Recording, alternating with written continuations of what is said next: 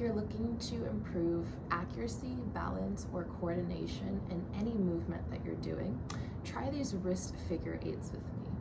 Now, why the wrists doesn't matter. Doesn't really matter the body part, but we're just going to use this as example. And the figure eight motion is kind of a complex motion in the body. It's not just a simple, flexion, extension. It takes some brain and body connection. And our complex movements are governed by the cerebellum, which is our little brain. We have the big cerebrum, or the cortex, it's also called, and then you have the little brain, the cerebellum. And we can activate the cerebellum with complexity of movement. And the cerebellum is responsible for accuracy, balance, and coordination. So if we're trying to improve accuracy, balance, or coordination, the ABCs that the cerebellum is responsible for, we can add complex movements to improve these things. And complex doesn't necessarily have to be a million things are happening at once. It's just something that takes a little bit more focus, like our wrist figure eights. So let's give it a try. You're gonna pick a hand, and you're gonna think about the pinky leading the figure eight. And actually, let's flip the figure eight on its side and do an infinity sign at first, because that tends to be a little bit easier. So pinky is leading the way, and we start to draw a figure eight in the air. It doesn't matter which way, you can probably you'll just go with whatever feels most natural.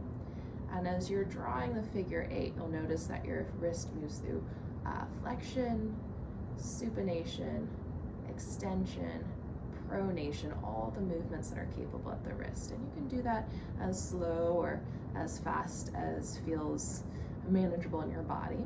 And then try and reversing, right? Still thinking about the pinky leading the way without putting too much tension in that pinky.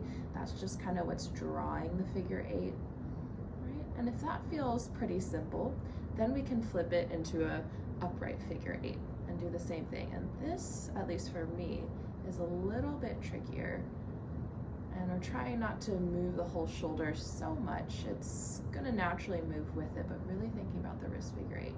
And again, you can reverse the direction of that circle, right? Notice the sticky spots, and a big part of the cerebellum is it's monitoring your movements, it's monitoring the mistakes in your movement, and it's correcting real time. So doing something that's a little bit kind of weird, difficult to coordinate, and then doing it over and over again, you might start to notice that it gets more fluid as the cerebellum adapts. All right, so you had enough on that side. You could do the other side the same exact way, leading with the pinky, but I'm going to show the second option, and I often do both of these, which is leading with the thumb now.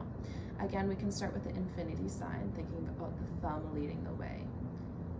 And notice if that feels any different. I would do this on the same side, but I'm just going to show on this side for the purposes of this video. But I would do pinky side and then thumb side on one hand, and then move on to the other, although it doesn't really matter the order.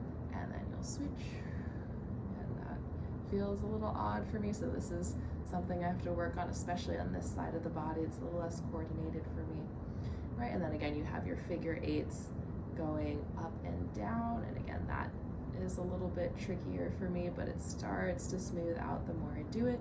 And then you reverse, leading with the thumb.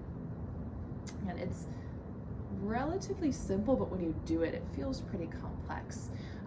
And it doesn't really matter what body part that you're using.